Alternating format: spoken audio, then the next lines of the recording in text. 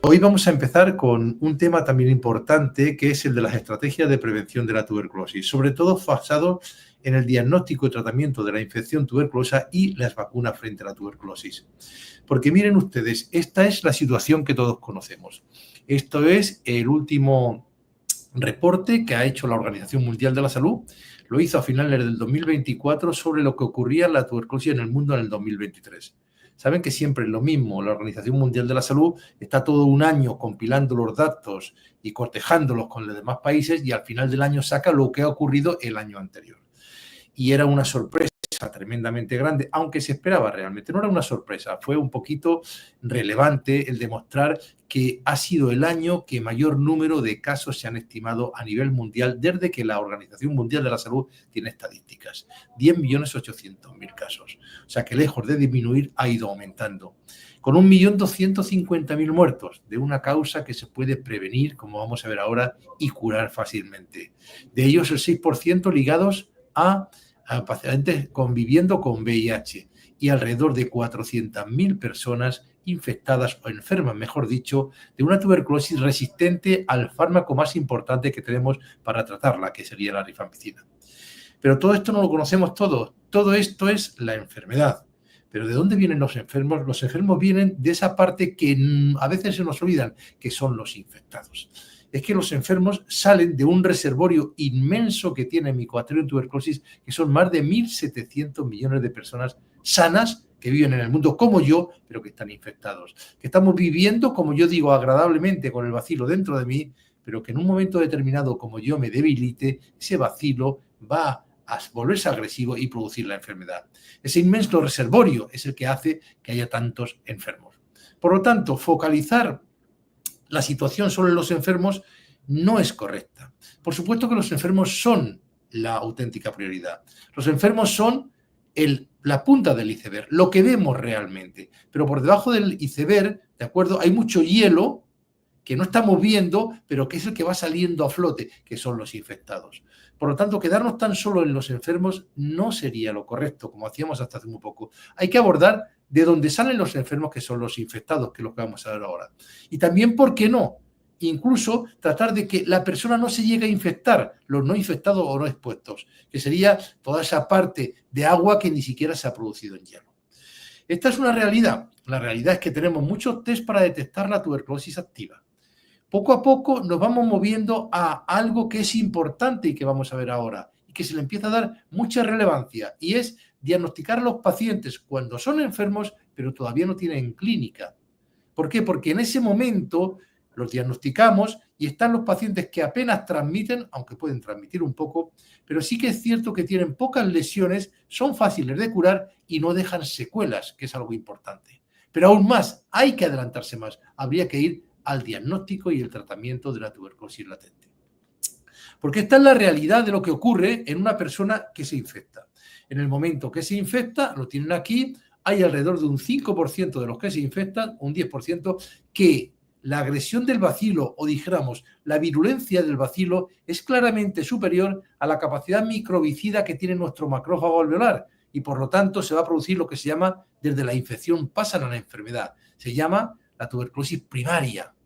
Pero en el otro 90-95% van a entrar en fases latentes. ¿Por qué? Porque la capacidad microbicida de nuestro macrófago alveolar es superior a la virulencia del bacilo.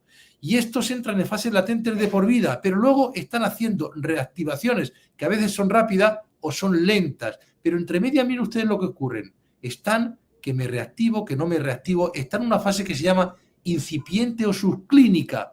Por lo tanto, lo ideal sería detectar a las personas cuando están con la tuberculosis latente, infectados, pero si no, por lo menos tratar la tuberculosis asintomática antes de lo que hemos hecho hasta ahora, que ni siquiera lo hacemos lo suficientemente bien, que es diagnosticar la enfermedad clínica, la que contagia más. ¿De acuerdo?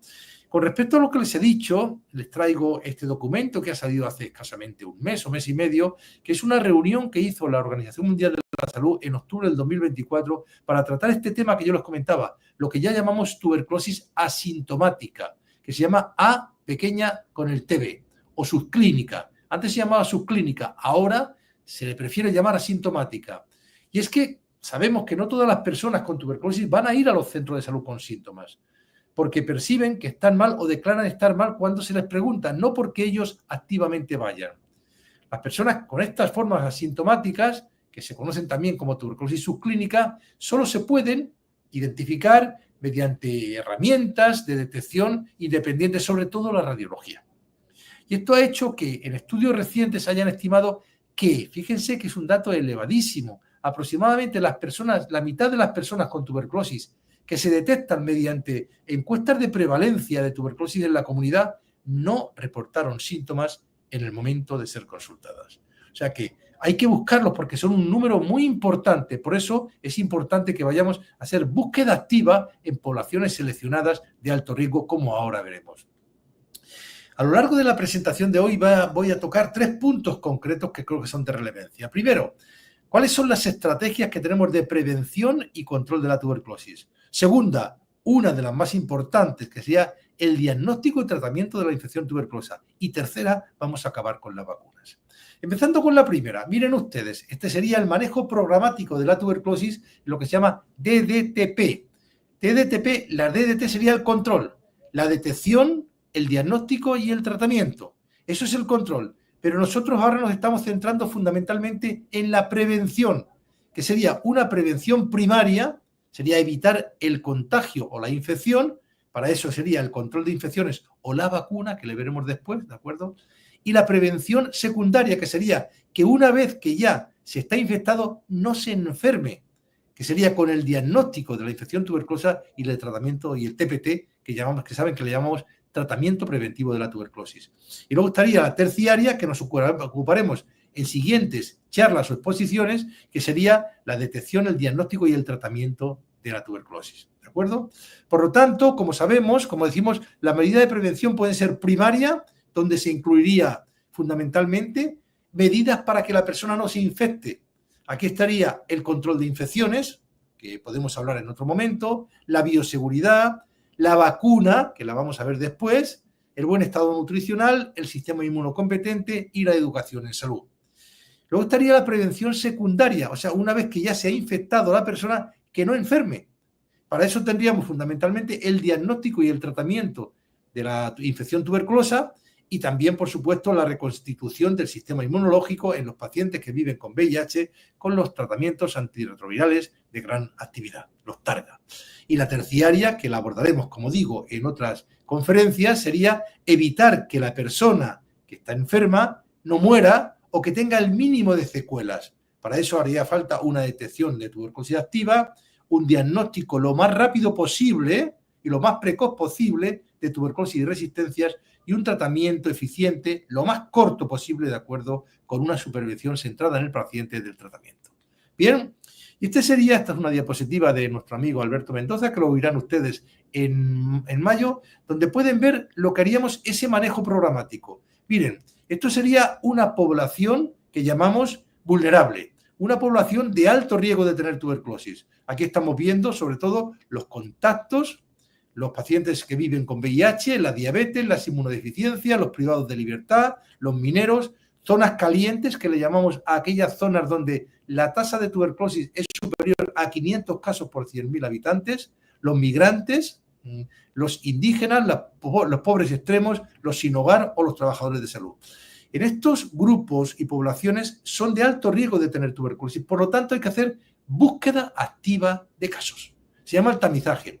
Y aquí vamos a una población, por ejemplo, la población de los privados de libertad, y nos vamos a encontrar que hay personas que están sanas, lo estamos viendo en verde, personas que podrían tener tuberculosis por los síntomas, pero que no la tienen, son los que tienen el rojo, pero con el punto en el medio verde, y los casos que podrían tener tuberculosis por los síntomas y la tienen, que estarían en rojo. Esto es lo que me encuentro cuando voy a hacer una búsqueda activa a una población vulnerable. Lo primero que tengo que hacer es estrategias para diferenciar los sanos de los que están presuntivos de tener tuberculosis, de los que tienen clínica. ¿Para qué? Para en ese momento, en los que tienen una clínica o son presuntivos, hacer una evaluación diagnóstica de tuberculosis. Que me separe los presuntivos que no tienen tuberculosis, que están en rojo con el punto verde en el medio, de los presuntivos que sí la tienen, que están solo en rojo. ¿Para qué? Para encontrar en ellos, diferenciar los presuntivos que no tienen tuberculosis y los que tienen tuberculosis. En los que tienen tuberculosis, que lo vemos aquí a la derecha, ¿de acuerdo? Haríamos el diagnóstico de resistencias y a ellos les daríamos un tratamiento bien de tuberculosis sensible, de tuberculosis resistente o también algunos pacientes en los que la resistencia no se ha evaluado, para intentar conseguir bien que se curen o que no se curen y con las menores secuelas posibles. Pero miren ustedes, yo les traigo esta diapositiva porque sería lo que deberíamos hacer ahora, hacer tamizaje, búsqueda activa en poblaciones seleccionadas, mediante síntomas, radiografía y, si sospecha, prueba molecular rápida. Esto lo veremos en siguientes presentaciones.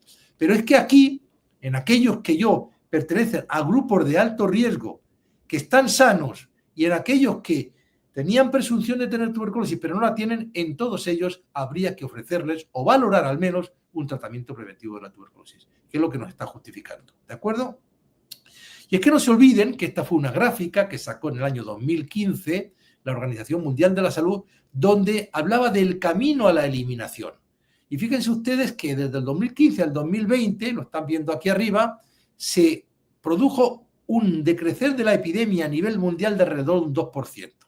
A este nivel nos hubiéramos proyectado hasta el 2100 o 2200 antes de erradicar la enfermedad. A ese nivel, que luego hemos visto que desde el 2020 no solo no ha disminuido un 2%, sino que ha aumentado. Pero entonces se decía, si de verdad las herramientas que tenemos o que teníamos disponibles se optimizaran bien, se podría conseguir un promedio de un 10%. Nos estaríamos proyectando el 2050 o 2060 para poder eliminarla.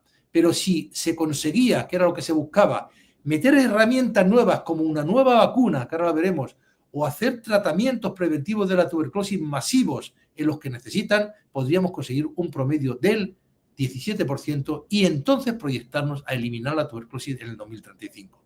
Esto ya es un sueño, ¿de acuerdo? Pero que sepan que ya se pensaba y se sigue pensando que tan solo si intervenimos bien con nuevos tratamientos preventivos de la tuberculosis y con nuevas vacunas, es cuando vamos a poder incrementar la desaceleración que tendríamos en la epidemia a nivel global. Ya hemos visto estas estrategias de prevención y control. Vamos con una de ellas, y una probablemente la más importante, el diagnóstico y tratamiento de la infección tuberculosa. Miren, en septiembre del año 2023 hubo una reunión de prácticamente casi todos los ministros de salud de los países del mundo. Se llamó la reunión de alto nivel de las Naciones Unidas, pensando en cómo abordar el problema de la tuberculosis a nivel mundial. Y entonces se extrajeron 7 metas mundiales que se establecieron, como digo, en la declaración política que salió de aquella reunión del año 2023. Y de estas 7 pueden ver la segunda. ¿Qué nivel de importancia se le dio? Miren ustedes, cobertura del tratamiento preventivo de la tuberculosis, que sería el porcentaje de personas con alto riesgo de desarrollar la enfermedad que reciben tratamiento preventivo de la tuberculosis. Y se pensó que debería ser un 90% para el año 2027.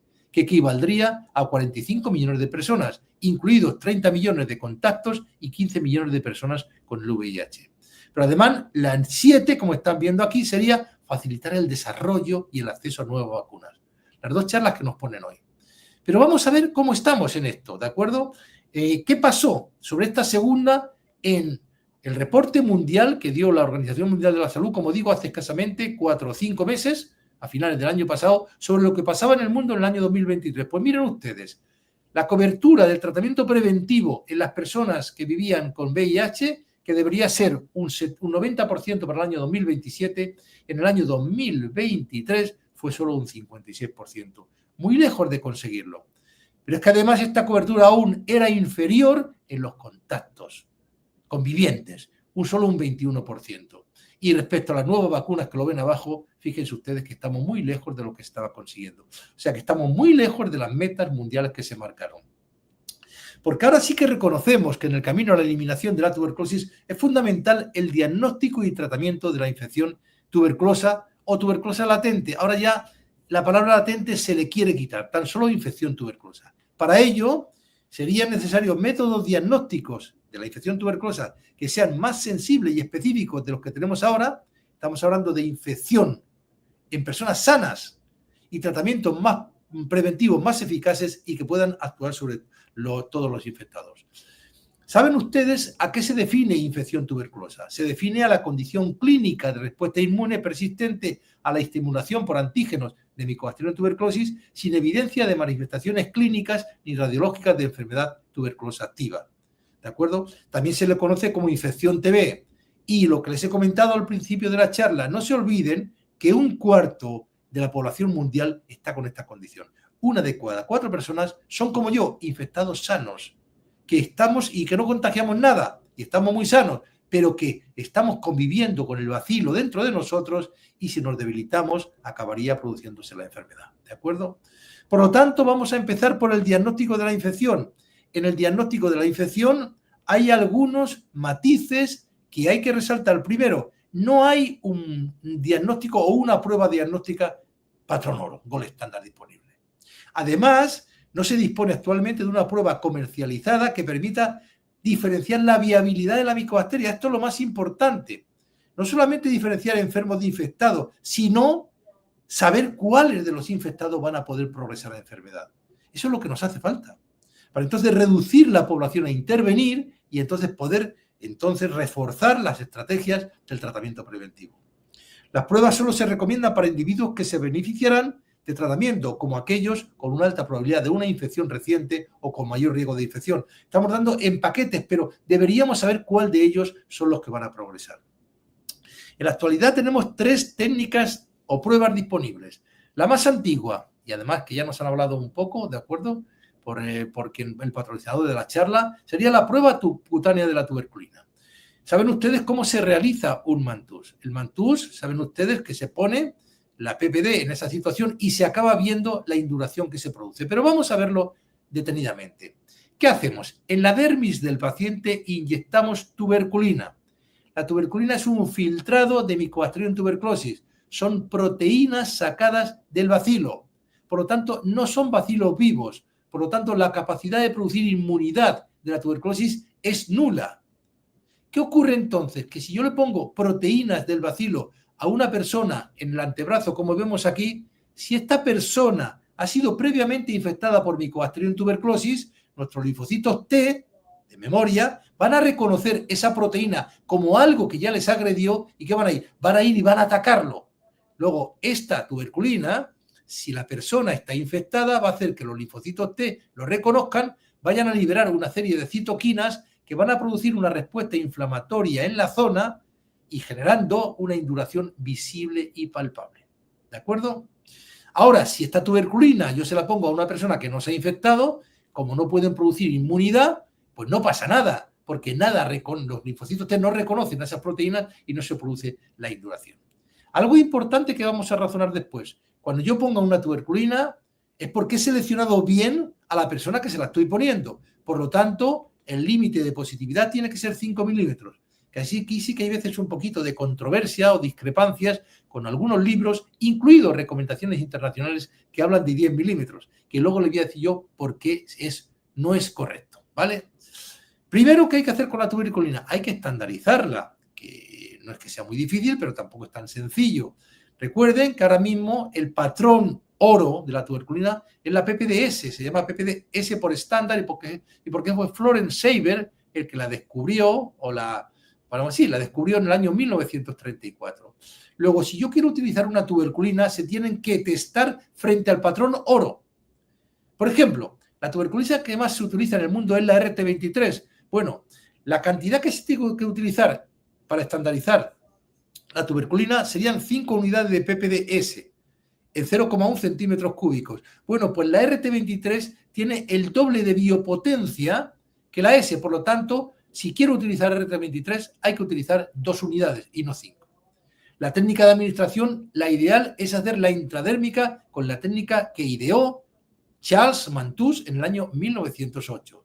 Y como lo que estamos midiendo es la inmunidad que producen los linfocitos T, recuerden que los linfocitos T es una inmunidad retardada. Por lo tanto, hay que medirlo a los 48 o 72 horas. Si yo inyecto la tuberculina y a las 3 o 4 horas tengo esa zona inflamada, es porque lo he infectado o ha producido algo, pero no sería la reacción de la tuberculina. ¿De acuerdo? Esta sería la tuberculina que más se utiliza en el mundo, la RT23. Se tiene que poner en la cara dorsal o ventral del antebrazo, ¿de acuerdo? En el tercio. Hay algunos que dicen que es mejor la cara dorsal porque dicen que en esa zona no hay vasos. Y hay otros que dicen que prefieren la cara ventral porque dicen que en esa zona no hay pelos. En cualquier caso, cualquiera de las dos es suficiente. Y se tiene que evidenciar la generación de un abón, como estamos viendo ahí. Y luego después, ese abón, como ven, le seguimos, y a los 48, 72 horas medimos la induración, no el eritema. ¿Vale? Como vamos a ver ahora, puede ser un error medir el eritema. Y al final, si vemos cosas como esta, como que hay una reacción tan intensa que llega a producir vesiculación y necrosis, eso sí que supone una reacción inmunitaria tan intensa que no hay duda de que es por Mycobacterium tuberculosis. Lo vamos a ver ahora. Cuando hay vesiculación y necrosis, como estamos viendo aquí. ¿Qué ocurre? Que un sanitario, aunque no es necesario ir, como decimos en España, a Salamanca, a hacer un máster, un sanitario sin adiestramiento o experiencia puede realizar mal la técnica hasta en un 75% de las ocasiones. Errores más frecuentes: introducir el PPD en el tejido subcutáneo, donde no va a producir la reacción que estamos buscando, derramar el PPD, ¿de acuerdo? Y luego, lo más importante, interpretar el resultado como positivo o negativo en vez de medir y anotar los milímetros de induración. Porque miren ustedes, 10 milímetros de induración en un vacunado que no ha sido expuesto puede ser no infectado. Y 3 milímetros en una persona con VIH que ha sido un contacto puede ser positivo. Por lo tanto, lo que uno tiene que decir en una prueba de la tuberculina es: se realiza la prueba de la tuberculina por intradermorreacción o intradermorreacción tuberculínica con 2 unidades PPD RT23 o la que tengamos, ¿de acuerdo?, que evidencia una induración a las 48 horas de tantos milímetros. Y eso luego hay que interpretarlo, ¿de acuerdo? Porque aquí viene la interpretación de los resultados. ¿Por qué? Porque hay una serie de falsos negativos. O sea, personas que están infectadas que la prueba me da negativa. Bien, inmunodeprimidos que no pueden responder a la tuberculina, enfermedad diseminada, que a veces produce también un falso negativo. Los niños pequeños que no tienen todavía bien activado su sistema inmune celular. La infección reciente. Entre que una persona se infecta, se produce todo el proceso inmunitario que te hace que sea positiva la prueba de la tuberculina, puede pasar de 6 a 8 semanas, que es lo que se llama el periodo ventana, y que es un momento donde además, sobre todo, se pueden producir formas de tuberculosis por diseminación. Pero es que luego hay otra serie de falsos positivos, por ejemplo, los vacunados con BCG, porque la tuberculina tiene una serie de determinantes proteicos que son cruzados con la vacuna BCG. El efecto booster que podemos ver o las micobacterias ambientales. Pero esta es la realidad. Algo que tenemos que analizar. Cuando yo quiero saber el resultado de una prueba, lo ideal sería ver el valor predictivo positivo de esa prueba. Y el valor predictivo positivo, saben ustedes que está en relación o en función de la prevalencia de tuberculina. El punto de corte elegido va a depender, por lo tanto, de la prevalencia de tuberculosis, El punto de corte elegido depende, por lo tanto, de la prevalencia de la tuberculosis. Por lo tanto, a mayor prevalencia hay que bajar el punto de corte. De tal manera que en poblaciones con mayor prevalencia el punto de corte debe ser menor, de modo que se detecten los verdaderos positivos y disminuyan los falsos negativos.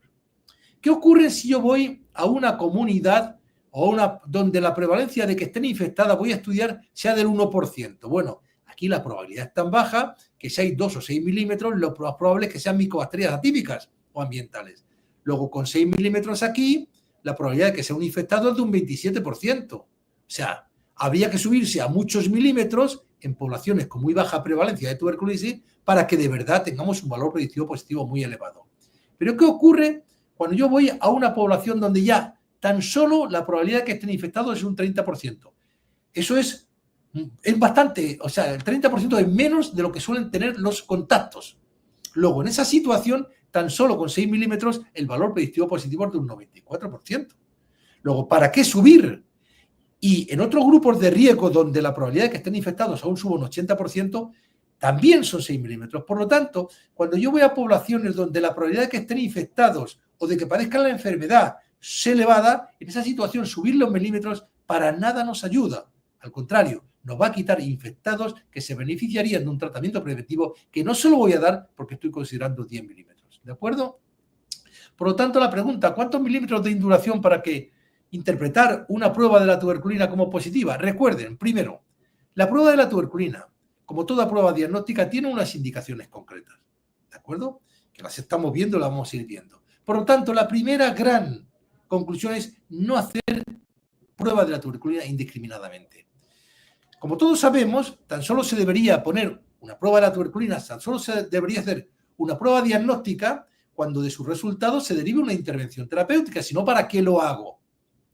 En este caso concreto solo se debería poner prueba de la tuberculina en aquellos sujetos en los que del resultado se derive una intervención terapéutica.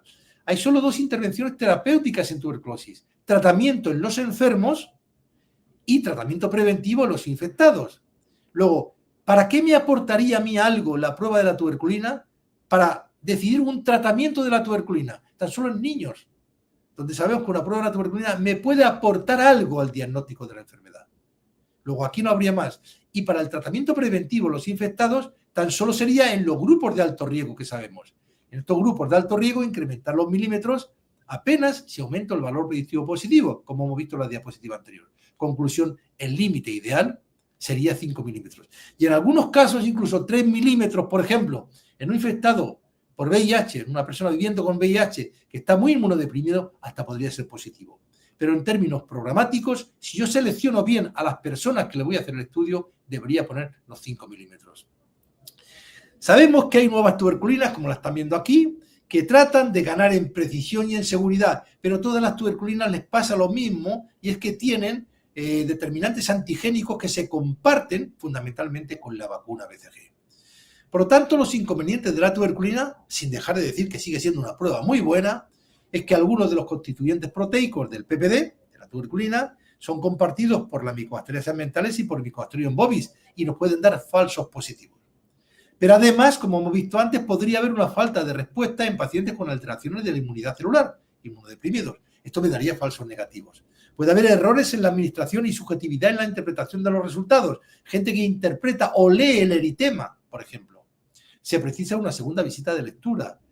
Hay, por supuesto, que obviar el efecto empuje o booster, que luego podemos hablar de ello si quieren, y aparte de que es una indiscreción y pérdida de privacidad. Son esos pequeños inconvenientes que son los que ha intentado de solucionar la otra gran paquete de las pruebas del diagnóstico de la infección, los que se llaman los IGRAS, las técnicas de liberación de interferón gamma. Interferón gamma relés E6, ¿de acuerdo? Y es que basándose en el fundamento de la tuberculina se han diseñado nuevas estrategias in vitro, o sea, en el laboratorio, para evidenciar si los linfocitos T están sensibilizados o no. Se han empleado diferentes antígenos micobacterianos para estimular estos linfocitos T y poder detectar en el laboratorio la liberación de interferón gamma, que es una de las principales citoquinas que liberan los linfocitos T cuando se enfrentan al bacilo. Esto sería el fundamento. Yo le saco sangre a un paciente y lo pongo en un pocillo, y en este pocillo le estimulo o le pongo antígenos seleccionados de Mycobacterium tuberculosis. Si esta sangre pertenece a una persona previamente infectada, va a reconocer estos antígenos y ¿qué va a hacer? Va a liberar muchas citoquinas y nosotros vamos a detectar la más importante, que es el interferón gamma, que lo voy a poder detectar por una prueba de ELISA normal y corriente. Si esta sangre pertenece a una persona que no ha sido previamente infectada, pues aunque yo ponga aquí muchos antígenos, no se va a liberar interferón gamma y entonces esta técnica de ELISA no me va a dar el resultado. Las técnicas que se han utilizado a nivel mundial, por eso se pueden hablar, porque son todas las mismas, son los cuantiferón, todos lo conocen. Y han ido evolucionando los cuantiferón, desde cuantiferones que iban teniendo al principio, utilizaban como antígenos la PPD, a los más seleccionados ahora, que están intentando utilizar cada vez antígenos más específicos de Mycobacterium tuberculosis. El que más se ha utilizado en el mundo y se sigue utilizando en muchas zonas se llama el cuantiferol Gold in Tube, que es un método que se basa en la estimulación de sangre total mediante 3 antígenos. Recuerden, no PPD, porque tiene determinantes antigénicos que se cruzan con la vacuna. ESAP6, CFP10 y TB7.7. Y se determina, como hemos dicho, la producción o la liberación de interferón gamma por una técnica de ELISA. Este sería el que más se ha utilizado con estos 3 antígenos. ¿Por qué es importante estos 3 antígenos? Porque estos 3 antígenos están en Mycobacterium tuberculosis complex, pero no en Mycobacterium tuberculosis bovis, perdón, en Mycobacterium bovis BCG. No están en la cepa de la vacuna, además de que no están presentes en la mayoría de las micobacterias ambientales o atípicas, solo en 3, Kansasi, Marinum y Surgai. ¿De acuerdo? ¿Y por qué se produce esto? Miren ustedes, esta sería, luego lo vamos a ver un poquito también, la historia del desarrollo de la vacuna BCG, de la vacunación BCG. Calmet y Guerin, por eso se llama bacilo de Calmet y Guerin, bacilo B, Calmet C y G. Guerin, ¿de acuerdo? la empezaron a desarrollar en el año 1906. ¿Y cómo lo hicieron? Lo veremos después. Empezaron a una cepa que sacaron de Mycobacterium bovis, porque uno de ellos, que era, me parece que era Green, era un veterinario y se daba cuenta de que las vacas, que muchas estaban, la gran mayoría estaban infectadas por tuberculosis, no padecían la enfermedad. Y pensaron que, ¿por qué no producir una infección artificial con Mycobacterium bovis, que era el que sacaron de la vaca? Pero claro, si inyectaban a las personas Mycobacterium bovis totalmente virulento, podría producir la enfermedad. Y dijeron, vamos a ver cómo producimos un Mycobacterium bovis que sea avirulento. Y entonces empezaron a darle cultivos y cultivos en papa glicerinada y bilis de buey. Lo veremos después. Y en esos cultivos, que llegaron a darle 230 pases, 230 cultivos, poco a poco fue perdiendo secuencias genómicas el Mycobacterium bovis original. Y la primera que perdió fue en el año 1908 el RD1. Luego el RD1 es una secuencia genómica que sí está en Mycobacterium tuberculosis, sí está en Mycobacterium bovis, pero no está en Mycobacterium bovis BCG. ¿Por qué? Porque se perdió en la elaboración de la vacuna. Entonces se han sacado una serie de antígenos de este RD1 que por lo tanto van a poder responder bien en Mycobacterium tuberculosis y bovis, pero no en bovis BCG. O sea, no van a tener interferencia con la vacuna, como veríamos después. Aquí podemos ver ustedes estos antígenos fundamentalmente, el ESAP6 y CFP10, que son los que se utilizan en el actual cuantiferón, están presentes, como están visto ustedes, en Mycobacterium tuberculosis, en Africanum, en bovis, o sea, en el complejo Mycobacterium tuberculosis, pero no está presente en ninguna de las cepas de la vacuna BCG, porque se perdieron en esa elaboración. Respecto a las micobacterias ambientales, solo están presentes en 3, en Kansasi, en Marinum y Chulgai. Por lo tanto, tampoco interfieren con la posibilidad de que haya una reacción cruzada por micobacterias ambientales. Este cuantiferón es muy clásico. En el laboratorio te van a dar más de 0,35 es positivo, menos de 0,35 es negativo. Y hay un 2% de indeterminado. O sea, aquí no vale de que yo si mido más milímetros, menos milímetros, no interpreto. Aquí hay un resultado que es fijo, ¿de acuerdo? Y el último que ha salido y el que se tiene en otras partes del mundo, por ejemplo en toda Europa, que es el cuantiferón TB+, que tiene una ventaja adicional con respecto al anterior, que era el TB Gold Intub.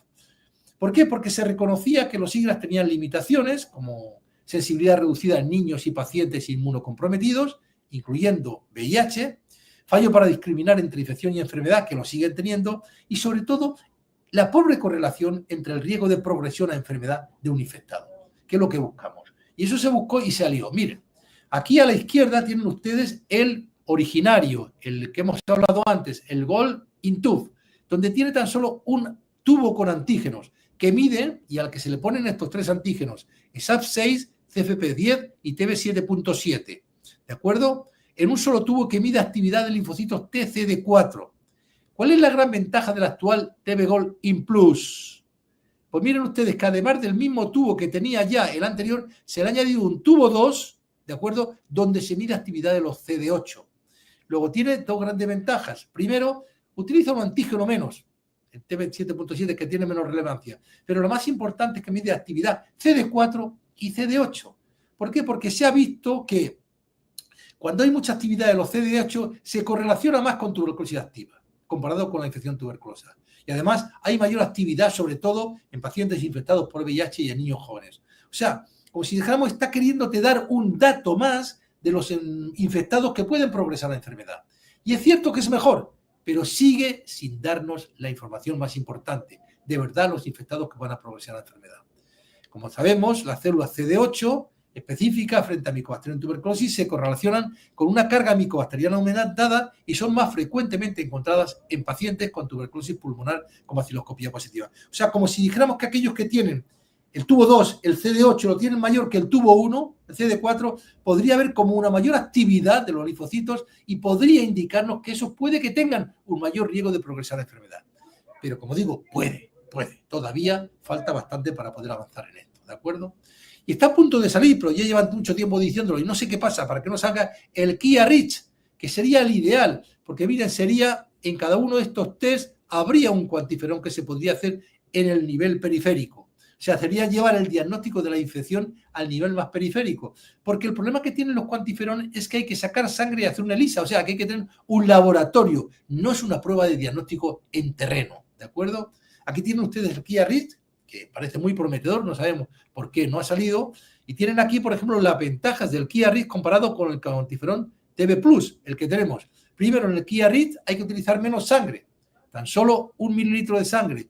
Segundo, se miden los mismos se exponen los mismos antígenos, ESAF6 y CPP10. La metodología es diferente, no es una ELISA, es una fluorescencia digital, ¿de acuerdo? Y luego miren lo más importante, en el Kia Rig en 20 minutos se pueden hacer 8 test, mientras que, por ejemplo, en el quantiferón TV Plus, aparte de que tienes que tener un laboratorio, hace falta 2 horas y media. O sea, es algo importante para su uso a nivel periférico. Pero bueno, este es el resumen de los nuevos siglas. Buscan optimizar el tiempo del laboratorio, disminuyendo la variabilidad operador dependiente y facilitar la implementación y el acceso a las pruebas. O sea, que haya mayor reproducibilidad en el terreno. Se requiere más evidencia en inmunocomprometidos, embarazadas y en niños, y aún más antes de implementar en ellos los test simples y rápidos. Nos informa lo más rápidamente posible y saben que a nivel mundial ahora mismo es una prioridad y es lo que se está trabajando el desarrollo de nuevos test que permitan predecir el riesgo de progresión o diagnosticarla, ¿de acuerdo? Se investiga, por lo tanto, otros IGRAs. Bien, por lo tanto, la ventaja de los nuevos test de IGRA es que no interfieren con la vacuna, porque recuerden, utilizamos antígenos que no están en la cepa vacunal, no hay subjetividad en la interpretación. ¿Por qué? Porque me lo da un laboratorio, más de 0,35 positivo, menos el negativo. Hay posibilidad de repetir determinaciones con análisis de sangre, resultados son rápidos, se elimina la visita de lectura, hay controles de falta de respuesta inmune que no tiene la tuberculina y es de fácil estandarización. Por lo tanto, si lo quiero comparar con la TAST, que sería la tuberculina, miren, aquí son antígenos específicos, son más específicos, valga la redundancia, frente a la PPD. Hay una sola visita frente a 2 en la tuberculina. La lectura aquí es objetiva frente a subjetiva en la tuberculina. Los resultados aquí son en 24 horas, aquí en 2 o 3 días, y hay negativo en vacunados y positivo en vacunados. Por lo tanto, si las ponemos los dos en una balanza, pues son un poquito mejor los SIGRAS, ¿no? Pero esto no quita para que la tuberculina siga siendo buena. Y no se olviden una cosa, los dos pruebas no miden lo mismo. Por lo tanto, en pacientes de alto riesgo, si una da negativa, habría que hacer la segunda, porque se complementan en un 10 o un 20%. Si la primera da positiva, ya sabemos que es infectado y no hay que seguir. Por lo tanto, las conclusiones son, las grandes ventajas van ligadas a la realización de la prueba. Son más fáciles para el paciente, reproducible y no necesita interpretación porque tienen resultados objetivos. De tal manera que los países que tienen más recursos han mudado claramente y utilizan como prueba diagnóstica inicial y a veces única los SIGRAS. Pero los países con escasos y medios recursos no se justifica su uso de rutina por lo poco que aportan a la prueba de la tuberculina. O sea, que sigue siendo muy válido, ¿de acuerdo? Y aún quedan muchos aspectos por investigar. Y pasamos con la última, las otras pruebas cutáneas con antígenos más específicos. Miren ustedes, ¿qué tiene de ventaja la prueba de la tuberculina? Que la puedo hacer en el nivel periférico, en el terreno. Me voy a buscar a los pacientes y ahí lo hago, a los infectados.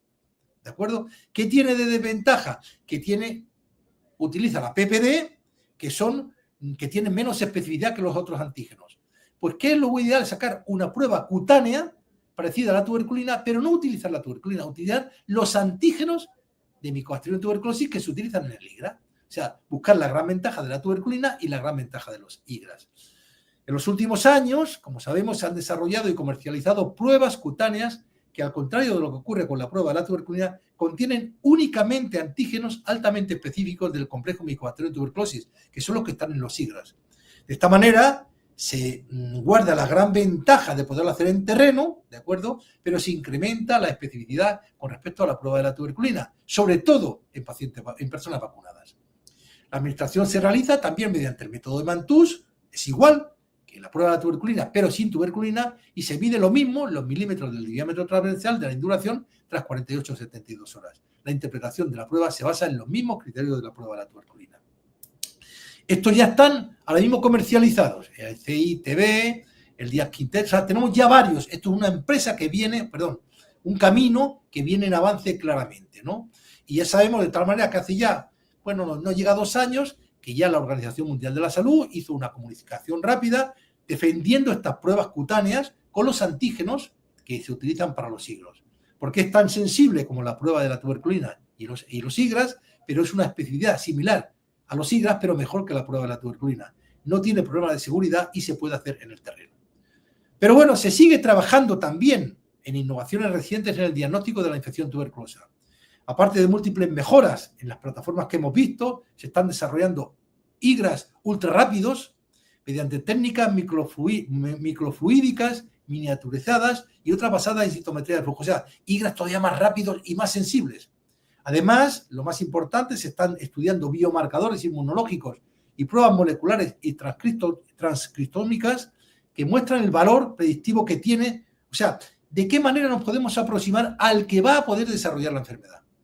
Con el objetivo final, como pongo aquí, que es obtener una prueba que no solo pueda diagnosticar la infección tuberculina, sino también identificar a aquellos infectados que tienen mayor riesgo de progresión a la enfermedad y recomendar de forma más eficiente el tratamiento preventivo de la tuberculosis. O sea, como gran conclusión, en el diagnóstico necesitamos una prueba que no solo nos identifique correctamente a los infectados tuberculosos sanos, sino a aquellos que tienen un riesgo elevado de padecer la enfermedad para poder intervenir sobre ellos con un tratamiento preventivo. ¿De acuerdo? Y pasamos a la segunda parte, el tratamiento preventivo, el tratamiento de la infección. Y aquí tienen debajo 6 o 9 meses de isoniazida, 3 meses de isoniazida y rifampicina, 4 meses de rifampicina, 3 meses de isoniazida y rifapentina, 1 mes de isoniazida y rifapentina. O sea, hay bastantes pautas. ¿Cuál es la mejor? Sería la pregunta. Algo importante, este mundo, el mundo del tratamiento de la infección, afortunadamente ya preocupa al mundo de la tuberculosis y hay muchas compañías que están invirtiendo en nuevos medicamentos tan solo para el tratamiento preventivo, como estamos viendo aquí, en fase 1 y 2 y en fase 3 o 4. Sabemos que se llama tratamiento preventivo de la tuberculosis. Es el tratamiento ofrecido a personas con tuberculosis latente con alto riesgo para desarrollar tuberculosis activa. También se le llama tratamiento de la infección tuberculosa y antes se le llamaba, y no se debería llamar más, la quimioprofilaxis, que lo tenemos, yo creo, todos los que trabajamos en tuberculosis, lo tenemos en nuestro ADN, quimioprofilaxis y venga quimioprofilaxis.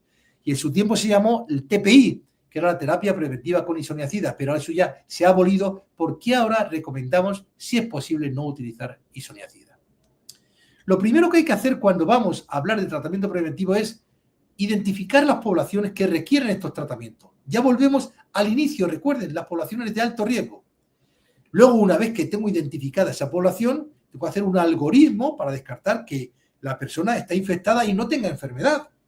No le vaya a dar tratamiento de infección estando enfermo, y entonces cometa un error. También las pruebas diagnósticas de la infección tuberculosa, que la hemos visto antes, y las opciones del tratamiento, que vamos a verlo también ahora. ¿Qué poblaciones habría que identificar para darles tratamiento preventivo? Esto es lo que dice la OMS y estamos de acuerdo. Adultos y adolescentes con infección por el VIH.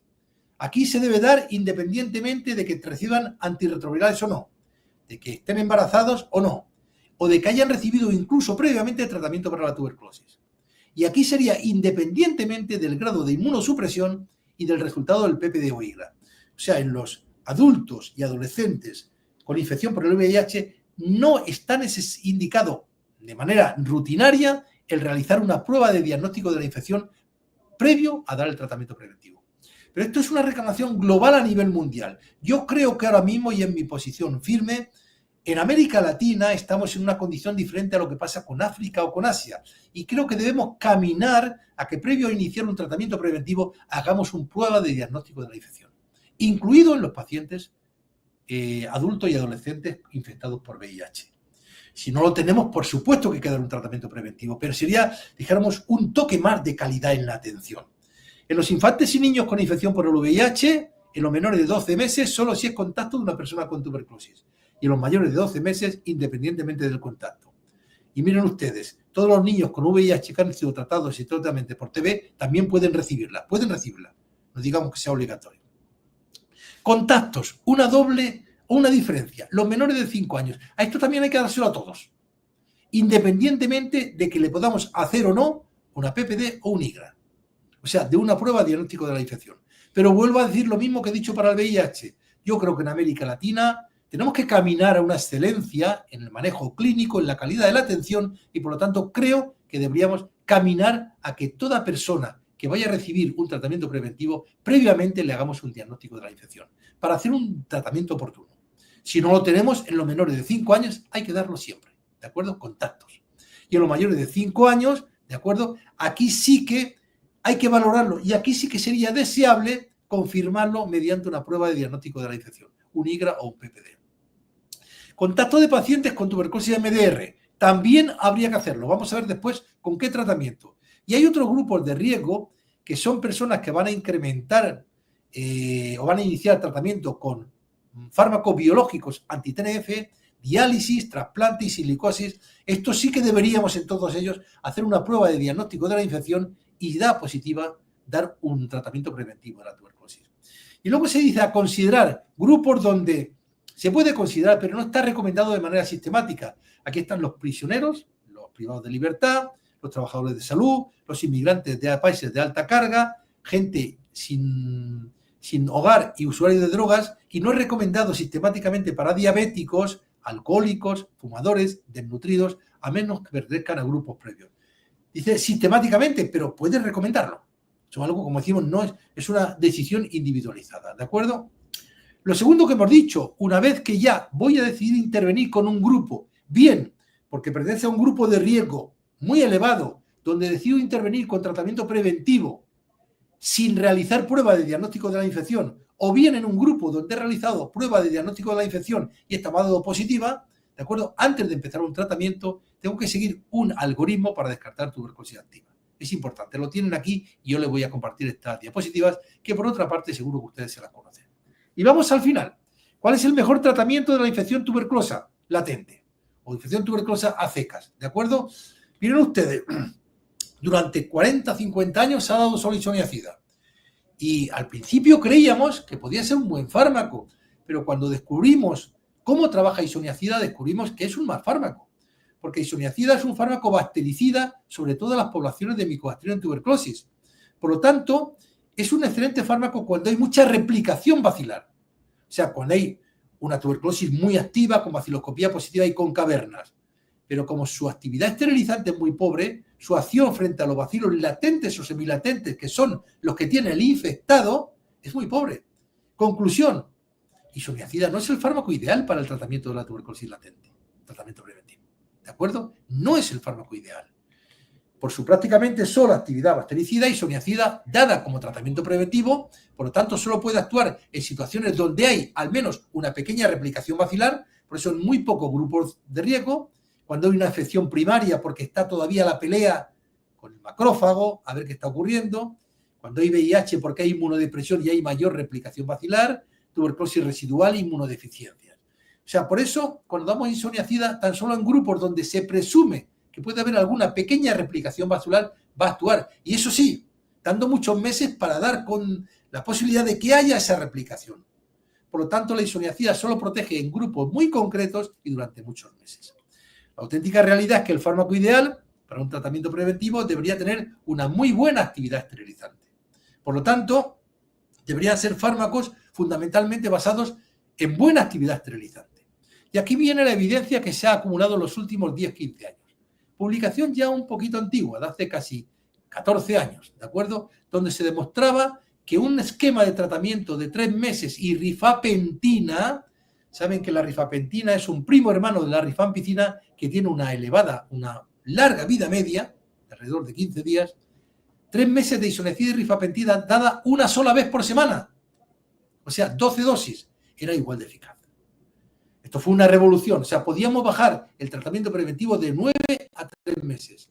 Luego hubo otra publicación muy buena, ensayo clínico aleatorizado como la anterior, la mejor evidencia, en niños, donde también demostraba que 9 meses con isoniazida era igual de eficaz a 3 meses de isoniazida y rifampicina semanal. O sea, 12 dosis, 12, 1, 2. ¿De acuerdo? Luego vino otra publicación que demostraba que 4 meses de rifampicina, la rifampicina y la rifapentina son potentes fármacos esterilizantes, eran igual de eficaces que 9 meses de isoniazida. Y luego esta última, que ya tiene también casi 5 años, no más de 5 años, donde se demostró que un solo mes de isoniazida y rifapentina, en este caso diario, podía tener la misma eficacia que 9 meses de isoniazida. ¿De acuerdo? Aunque este es un estudio que tan solo se hizo en pacientes o en personas viviendo con VIH. Hace menos de 2 años, bueno, un poquito más de 2 años, disculpen, se publicó esta revisión sistemática, ¿de acuerdo? Y un metaanálisis analizando cuál es la mejor estrategia de tratamiento preventivo si los 6-9 meses con isoniazida o los esquemas ultracortos. Y esto fue lo que dio, miren, hubo 7 estudios nada más que reunieron las condiciones exigidas, ¿de acuerdo? Y siempre se demostró que el placebo fue significativamente asociado con más tuberculosis, algo que sabíamos. Y algo que era importante, la terapia combinada de isoniazida y rifampicina o isoniazida y rifampicina demostró ser más efectiva que la monoterapia con isoniazida, que todavía sigue siendo recomendada por la OMS. La adherencia, además, es menor en los regímenes más largos de isoniazida, comparado con los más cortos. Y si las poníamos juntos, todavía el régimen corto de isoniazida y rifampicina semanal durante 3 meses fue la opción más costo eficaz o costo efectiva comparada con los regímenes más largos. Por lo tanto, todas estas pautas que estamos viendo aquí son igual de eficaces. 9 meses de isoniazida, 6 meses de isoniazida, 4 meses de rifampicina, 3 meses de isoniazida y rifampicina diaria, 3 meses de isoniazida y rifampicina semanal, solo 12 dosis, y 1 mes de isoniazida y rifampicina también diario. ¿De acuerdo? Todas son igual de eficaces. Luego tenemos que optar por las que duran menos, por las más cortas, para facilitar la adherencia. Por lo tanto, la menor duración con esquemas con una rifampicina, bien rifampicina o rifampicina, presenta una ventaja muy clara. Algunas especificaciones respecto al tratamiento, sobre todo en los esquemas más cortos. El régimen 3HP, que son 3 meses de isoniazida y rifampicina semanal, se recomienda solo a partir de los 2 años de edad. Por debajo no, porque no hay evidencia suficiente. El 1HP, que sería 1 mes de isoniazida y rifampicina diario, en niños de 13 o más años, porque en los ensayos clínicos solo se incluyeron adultos. Todos los tratamientos pueden ser autoadministrados, aun porque el tratamiento supervisado puede ser una barrera. Recuerden que tanto rifampicina como rifampicina son rifamicinas, por lo tanto pueden inducir el citocromo microsomal P450 en el hígado y todos los medicamentos que se metabolicen por ahí van a incrementar o van a disminuir su eficacia. Por lo tanto, los regímenes con rifampicina deben ser prescritos con cautela, sobre todo en pacientes con targa, por lo que hemos dicho, porque es un inductor enzimático, y en mujeres con terapia anticonceptiva, porque va a reducir la eficacia de esa terapia anticonceptiva. Todavía en mujeres embarazadas con VIH se prefiere 6 a 9 meses con isoniazida porque aún no hay datos de seguridad con rifampicina, pero sí que se podrían dar 3 meses con isoniazida y rifampicina, pero también entonces la rifampicina tendría interacciones con algunos antirretrovirales. Y en candidatas a trasplantes o anti-TNF, que hay que empezar cuanto antes, habría que dar esquemas cortos, que son una clara ventaja. Además, hay un esquema como el de la rifampicina, que en muchos países no la tenemos separada, lo cual creo que hay que considerar un error, hay que tener rifampicina separada, ¿de acuerdo? En algunos pacientes hay que dar vitamina B6 y sabemos todo que la adherencia es fundamental y también el manejo de los efectos adversos. Terminamos tan solo con el tratamiento preventivo, sobre todo en los contactos de pacientes que el caso índice tiene una tuberculosis con multiresistencia o con resistencia a la rifampicina. ¿De acuerdo? Miren ustedes, hay ya una evidencia que no es que sea muy fuerte, pero ya dio para que hace menos de un año la Organización Mundial de la Salud sacara una comunicación rápida diciendo que en estos pacientes, en estos contactos de tuberculosis con MDR, habría que dar 6 meses con levofloxacino. Luego podemos discutirlo. Por lo tanto, en las conclusiones de este tratamiento preventivo diríamos, los mejores datos, porque hay muchos más ensayos clínicos aleatorizados, se obtienen con isoniazida durante 6 o 9 meses. Sin embargo, sabemos que lo ideal sería utilizar fármacos esterilizantes, rifampicina, rifampicina, piracinamida, moxifloxacino. 6 a 9 meses sigue estando indicada, como hemos dicho antes, en embarazadas infectadas por el VIH. Pero lo ideal sería optar por pautas cortas, 1 mes de isoniazida y rifampicina diario, 3 meses de isoniazida y rifampicina semanal, 12 dosis, o 3 meses de isoniazida y rifampicina deben ser las preferencias. Y si es posible, como he dicho, mejor con un IGRA o prueba de la tuberculina previa y con capacidad de asegurar adherencia. Los pacientes que son contactos del caso índice que tiene resistencia a la isoniazida, habría que dar 4 meses con rifampicina, que sabemos que hay evidencia con ensayo clínico aleatorizado que lo demuestra. Y en los pacientes o en los contactos de pacientes con MDR, 6 meses con levofloxacino. ¿De acuerdo? Bien, nos iríamos por esta opción. Al final, fíjense ustedes, para concluir el tratamiento de la infección, y estamos ya acercándonos al final, necesitamos un fármaco que no solo pueda actuar en todos los infectados, sino que además pueda actuar sobre todos los infectados para poder soñar con la eliminación. Y pasamos al último punto, las vacunas frente a la tuberculosis. Como vemos, saben ustedes, lo hemos visto, sería la prevención primaria, lo vimos al inicio, ¿de acuerdo? Y sabemos que las vacunas, las nuevas vacunas, también se meten en ese paquete de la OMS, paquete de herramientas para acelerar el camino a la eliminación. Sabemos, lo hemos visto también antes, que en las 7 metas mundiales establecidas en la declaración política de septiembre de 2023 también se incluyen las nuevas vacunas. ¿Por qué? Porque la que tenemos es la BCG. Es el bacilo de Calmette-Guerin, que estos empezaron sus estudios en el año 2006, siguieron haciendo en 2008 y por primera vez se aplicó en el año 2021. Luego tiene más de 100 años. ¿Cómo puede ser que sigamos todavía con esta vacuna?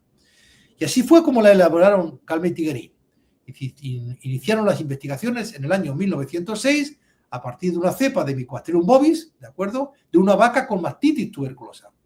Le llegaron a hacer 230 pases en cultivos de patata con bilis de buey y papa glicerinada. Cada cultivo que salía hacían lo siguiente: se lo ponían al cobayo y lo ponían en el cultivo. Si moría el cobayo y crecía en el cultivo, seguía siendo virulento. Hasta que después de 230 pases se lo pusieron al cobayo y el cobayo no murió, pero crecían los cultivos que habían creado. Había creado un bacilo vivo a virulento, ¿de acuerdo? De tal manera que los primeros resultados se comunicaron en el año 1924. Pero ¿qué ocurrió en esa elaboración artesanal que hicieron con un cultivo y otro subcultivo y otro cultivo y otro subcultivo? ¿Qué ocurrió? Pues miren ustedes, que el bacilo fue perdiendo, el bacilo Mycobacterium bovis fue perdiendo secuencias genómicas, lo hemos visto antes. La primera que pierde en el año 1908 es la secuencia genómica RD1, que es de donde sacamos los antígenos que utilizamos para los siglos o para las nuevas pruebas cutáneas de diagnóstico de la infección, ¿de acuerdo? Pero además también perdieron el RD5, el RD7, el RD11, el RD3, ¿de acuerdo? De tal manera que al final, como estamos viendo, son secuencias genómicas que perdieron y efectivamente hicieron que no tuviera, que el bacilo fuera virulento, pero también que perdiera capacidad de producir inmunidad, ¿de acuerdo? De tal manera que ahora mismo la vacuna de BCG tiene muchas luces, pero también muchas sombras. Perdió el RD1, que lo hemos visto antes, donde sacamos los antígenos para los siglas, que es una secuencia genómica que produce una respuesta inmune bastante potente. Por lo tanto, le hace perder eficacia, ¿de acuerdo? Sabemos que es la vacuna más ampliamente utilizada en el mundo en los últimos 100 años. Sabemos que es exitosa para prevenir de las formas severas de tuberculosis infantil, sobre todo de la meningitis, que puede proteger de la tuberculosis pulmonar infantil, pero que da una protección en adulto incompleta, por lo tanto nos puede hacer falta de seguridad. Tiene también, dificulta para identificar la conversión en el PPD, porque utiliza, como sabemos, o tienen secuencias genómicas o antigénicas que comparten. Tiene problemas de seguridad porque es potencialmente peligrosa cuando se aplica en pacientes con VIH, pueden producir la famosa BCG-itis, y la respuesta inmune de BCG es similar, pero BCG no disemina. Deficiencias. Está preparada de bacilos vivos y estos siempre son posibilidad de producir más enfermedad. Sabemos en los estudios de eficacia que son difíciles de realizar y de comparar, ¿de acuerdo? Sabemos que la cicatriz no es sinónimo de eficacia, ni el que no haya cicatriz de que no la haya, ¿de acuerdo? Hay muchos factores que influyen en la eficacia de la BCG. La cepa que se utiliza, que podemos luego hablar de ello, la latitud, la exposición a microestrellas ambientales. Hay también hipótesis del enmascaramiento, sobre todo poblaciones donde hay mucha micobacteria ambiental pueden estar más protegidos porque están todo el día inhalando micobacterias ambientales. Está la hipótesis del bloqueo, la inmunidad de micobacterias ambientales inhibe la replicación del BCG y hay nueva vacuna no debe ser afectada por la inmunidad a otras micobacterias. Sabemos también que el efecto inmune de la vacuna decrece entre 10 o 20 años después de la exposición y no previene la infección ni la enfermedad en adultos.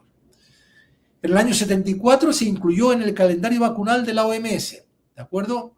Teniendo muy claro que la vacunación en lactante con BCG no evita la infección primaria por Mycobacterium tuberculosis, pero sí la enfermedad. Por esa respuesta inmune que, aunque es incompleta, te puede defender. que la BCG en recién nacidos de madres con tuberculosa, primero habría que hacer lo siguiente, darle TPT, tratamiento preventivo, y luego la vacuna a las 2 semanas, ¿de acuerdo? Por si ha infectado. Que la BCG no evita la reactivación, por lo tanto no hay efecto en reducir la transmisión. Y también sabemos que es eficaz en el control de otras enfermedades micobacterianas como la lepra o las úlceras de Buruli, ¿de acuerdo? Hace ya aproximadamente unos 10 años se publicó un metaanálisis. Saben ustedes que cuando hay mucha publicación hay revisiones sistemáticas y metaanálisis de los ensayos clínicos aleatorizados con la vacuna. A ver qué aportaban. Incluyeron 16 ensayos clínicos aleatorizados con tuberculosis pulmonar y 6 con meningitis o biliar. Se dio cuenta que la mayor protección era para la tuberculosis pulmonar en los niños evaluados previamente. ¿Qué suponían? Los que tenían PPD positivo no se vacunaban. Los que lo tenían negativo sí se vacunaban. Aquí había una protección muy buena. RR, un riesgo relativo del 0,26. O sea, como que disminuía el riesgo un 70%. En los infantes, el riesgo relativo era un 0,41. Había un menor efecto protector para la tuberculosis pulmonar, sobre todo en los adultos con sin o sin VIH, donde el riesgo relativo era de 0,88. O sea, no se reducía casi nada, ¿de acuerdo? Y había una alta protección en formas meningias y biliares, sobre todo en los niños, en los infantes, ¿de acuerdo? Donde el riesgo relativo disminuía un 90%, era de 0,1. Y en los niños, además, con una prueba negativa, todavía más. O sea, en poquito decían, o nos vino a decir lo que ya sospechábamos. Luego, hace tan solo 2 años, hubo también otro metaanálisis que trató de ver qué impacto tenía la vacunación BCG en la tuberculosis pulmonar y extrapulmonar. Se dio cuenta que la eficacia global contra toda la forma de tuberculosis era pobre, de un 18%. Que la eficacia de la vacunación contra todas las formas en menores de 5 años aumentaba claramente a un 27%. Que no había una protección significativa contra todas las formas de tuberculosis en mayores de 5 años, porque el riesgo de muerte no aumentaba. Y volvía a refrentar lo mismo, tan solo protege de las formas de tuberculosis grave en niños menores de 5 años.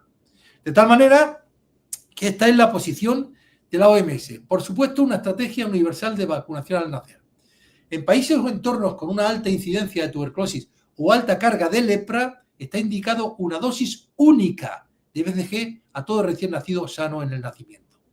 Si la vacuna no se puede administrar al nacer, se debe administrar a la oportunidad más temprana y no debe ser retrasado para proteger al niño antes de que se produzca la exposición a la infección.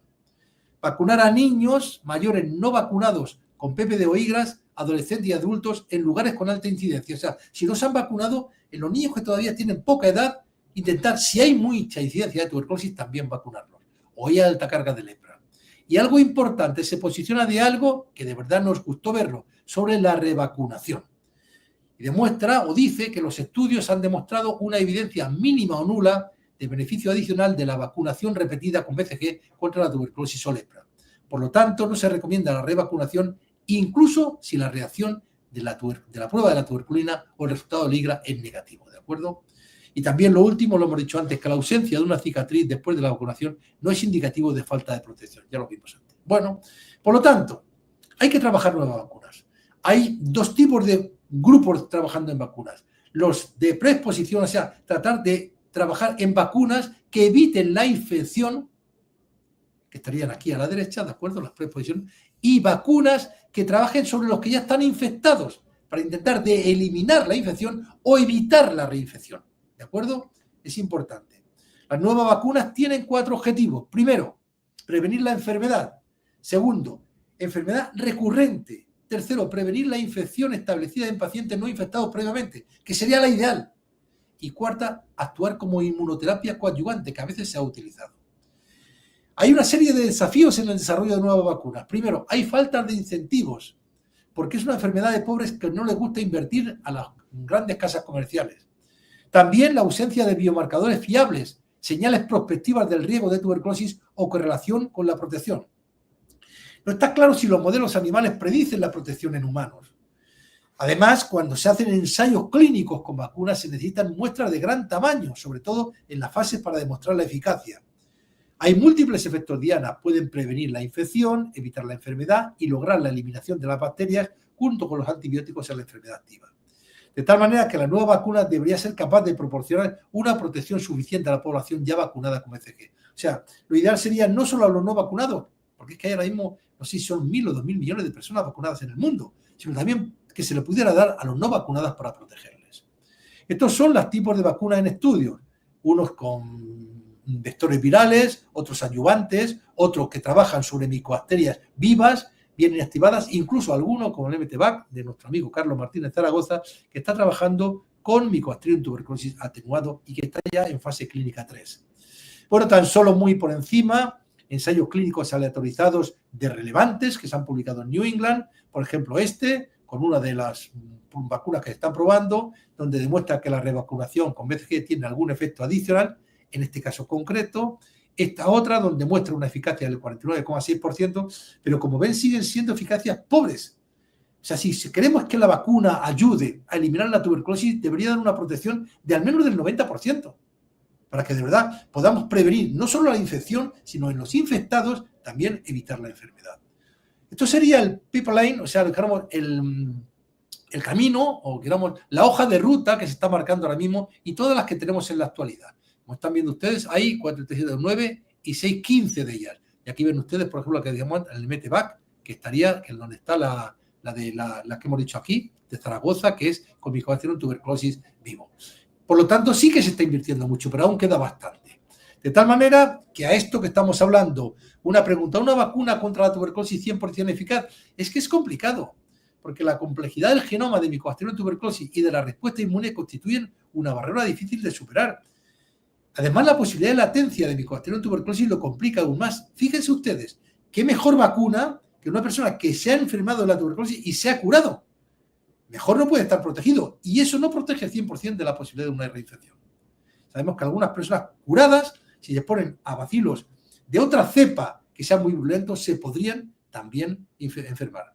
Por lo tanto, es un sueño aún un poco lejos de conseguirse, que yo le estimo en un mínimo de 3 a 5 años y creo que soy optimista. Por lo tanto, y para terminar la parte de las vacunas y de la presentación global, conclusiones es que la tuberculosis es una enfermedad prevenible, curable y eliminable, que la BCG tiene más de 100 años, pero sigue siendo la única vacuna aprobada y la más usada en el mundo, que por supuesto la BCG debe ser obligatoria en la infancia hasta que se tenga mejor evidencia en países con alta carga, mejor evidencia con otras vacunas, ¿de acuerdo? Que sabemos que la BCG previene de forma severa en la infancia, pero no la infección ni la enfermedad en adultos, por lo tanto, es solo para niños y en formas graves, ¿de acuerdo? Que sí que previene la lepra y la úlcera de Buruli, que hay en curso muchos estudios de vacunas terapéuticas y profilácticas, que los resultados todavía están aún a medio o largo plazo, pero que se necesita más inversión. Las vacunas terapéuticas, o sea, que curen la enfermedad, incluso que el infectado, curen al infectado que no progresa la enfermedad. Que hay diferentes efectos diana que se podrían obtener con la vacuna, como por ejemplo prevención de infección, enfermedad, recaída y coadyuvante, y que ahora mismo por lo menos hay 15, al menos 14, que están en fase clínica y que nos hacen por lo menos ser un poquito optimistas para el futuro. Bueno, muchas gracias.